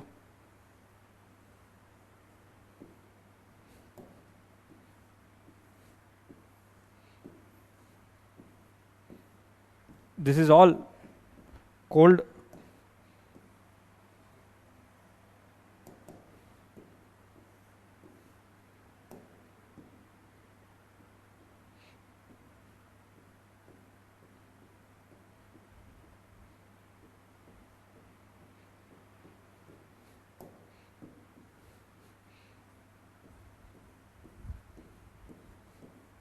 What is this?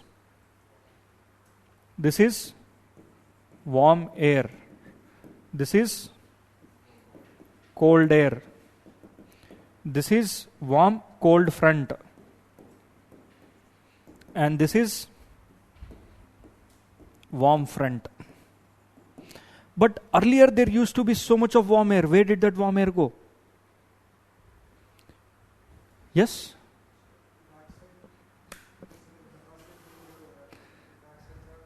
नहीं.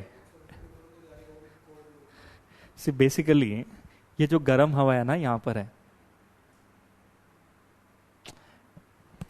Got it?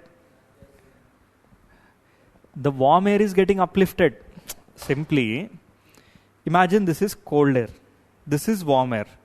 If they are coming against each other, the cold air sinks, warm air rises. But cold air क्या करता है ना, it also tries to entangle it. Earlier this is cold air, this is warm air, both are trying. Cold air is sinking and it is uplifting. This air is currently uplifted. ये जो गर्म हवा है ना uplifted होगा. Now after some time what happens is that there will be a time period, cold air will move faster again. Cold air is trying to move faster. It is like this. Now the cold air will be here. ठीक है? So there would be a point of time where the cold air will completely lift warm air. It means today, you see, this is how your cold air will be. Now where is your warm air? Your warm air is like this.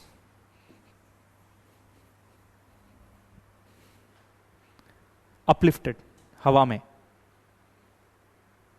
I'll draw this diagram here.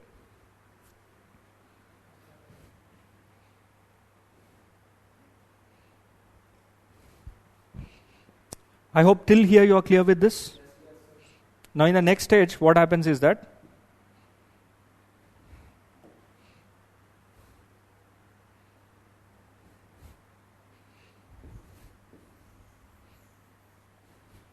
look here.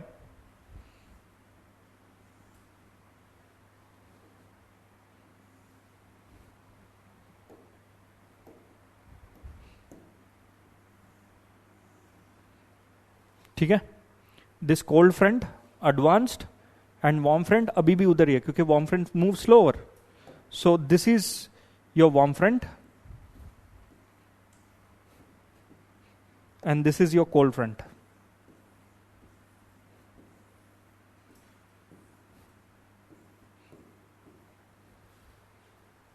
Where is, ठीक है, I'll call this as A line, this as B line. Now where is your warm front? North of A or south of A? This is north, this is south. Where? Very good.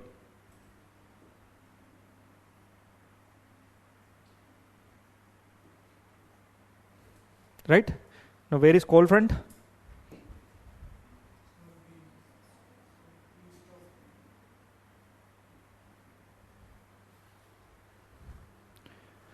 अब मैं थोड़ा आगे लेके आता हूं cold front को. Cold front is advancing more, right? Cold front also spirals. Now there shall be a time it will be like this.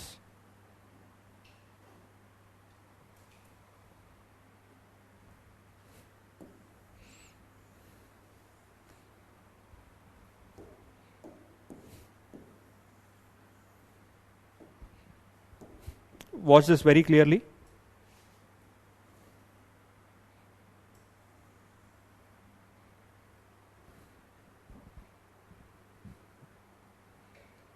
Got it? That means I have moved this faster. So look here, what happened is,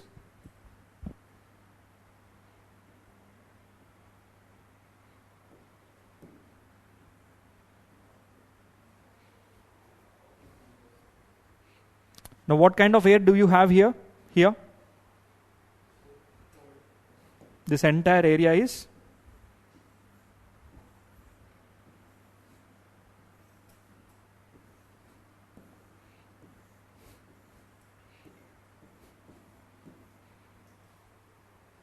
got it? Is this cold? Did you understand this? Now where is warm air?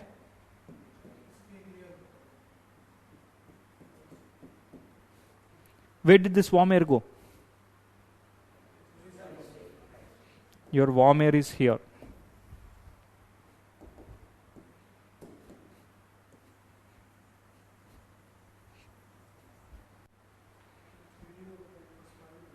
Yes, in the 3D when you look, your warm air is in the center. Imagine this glass is warm air.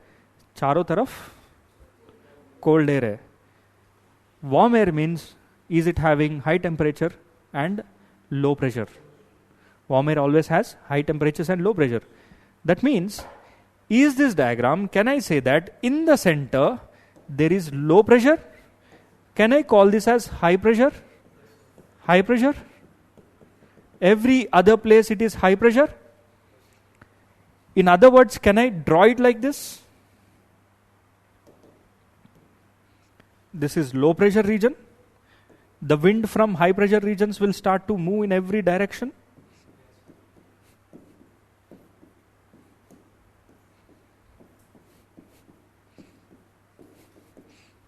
Right? Clear? And a wind which is moving in the northern hemisphere, what is the Coriolis force direction? It is towards the right.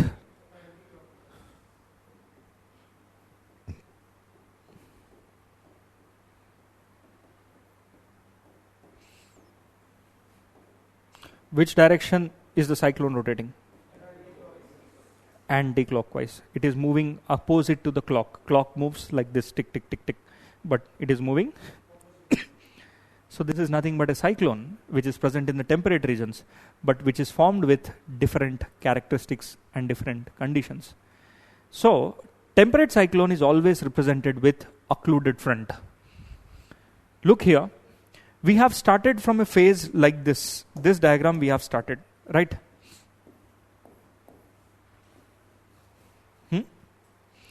Now once the fronts formed, you see, this is how the diagram was. Later on, the front started to take its place. See, broadly, if I show you, it shall be like this. These are the representation of the fronts. In a stationary front, where is your north or south? Where do you find warm air? Where do you find warm air? This is where you find warm air. But occluded front, you see, this is how it is represented. Sometimes, you see, this is stationary front. What is this? Cyclone.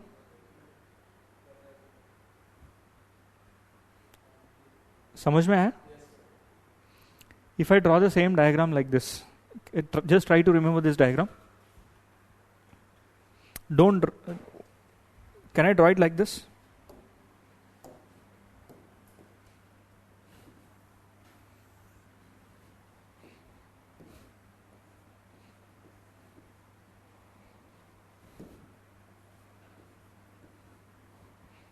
You tell me, this is A, this is B, this is C. Where do you find warm air?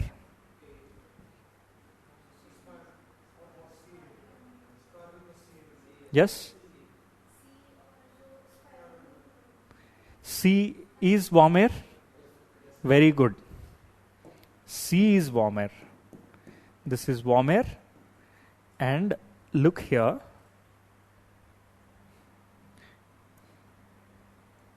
This is your cold air.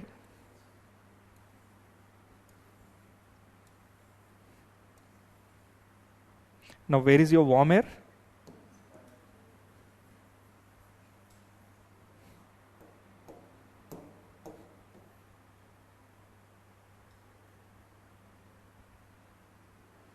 This is what is your temperate cyclone. And this, in your NCRT, what they have done, you know, if you can open your page number 94 or so, or temperate cyclone jahan par hai, what these fellows have done is, they have simply drawn a diagram like this.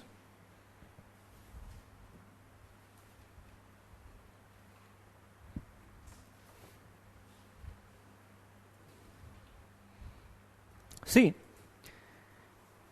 if imagine you are watching this from a cross-sectional view. Cross-sectional view मतलब जैसे tropical cyclone को I've told you can see from a space. You can also sit on the beach and then look into. If you are looking from a cross-sectional view, your NCRT represents like this. Everyone got the diagram? This is the diagram. कल से NCRT भी class में ले आना, ठीक है? If you do not have, look into your online or your friends. Online में मिल जाता है. Now, let me show it to the online students. This is the diagram. Right? Now, in this diagram, what they have done is, they represented it like this. The author or someone who has written that NCRT, I told you after only 2 pegs they have written. If I ever get an opportunity to sit with them, no, I would make them blue and black. Yes. Here, look at this diagram. What they have done is, this is your cold air. They have written this as cold air, right? Now in between, this is your cold air, B. They have written this as cold air. Now in between, if you see, they say warm air. Okay? This indicates, in between you have warm air, right?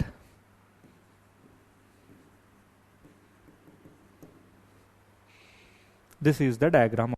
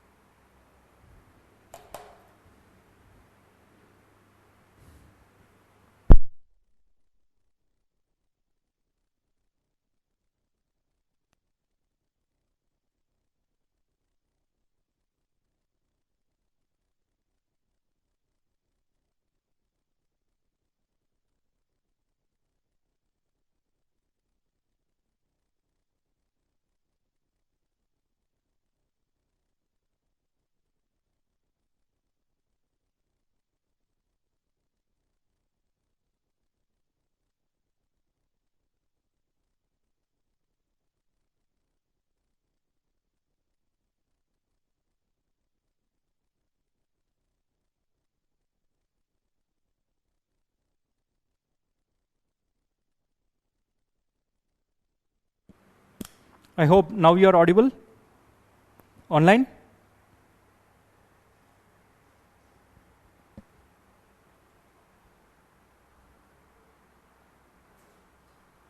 Munendra, partially you are right.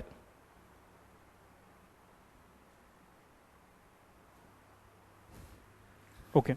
See, don't worry. Even if you do not understand today, what I'll do is I'll make you revise tomorrow. Okay? Just go and read. And tomorrow I'll also give you the complete notes for tropical and temperate cyclone both. Right? Just a minute. Look at this northeast. This is how exactly northeast looks. Northeast mein, these Himalayas which are there south of China, they block the winds. And in fact, these winds also, these Himalayas also block the winds that are moving towards the north. But these Himalayas are not too tall. They can easily rise and sink and they can come back. Okay? Especially the eastern Himalayas. These are very tall. Right? This is what I wanted to show you. Okay, we'll stop here. What I want you to do is, I'll revise this topic tomorrow because this is considered to be the most complicated topic of geography. So for which I want you to read the NCERT and come back tomorrow. I'll explain this and then we'll go to the local winds and then to monsoons. Right? And jet streams also will be dealing in tomorrow's class or day after tomorrow's class. Right? Done.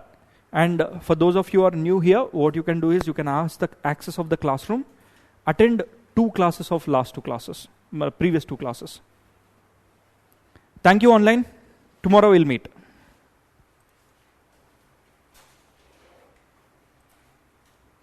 So those who are new here, what you can do is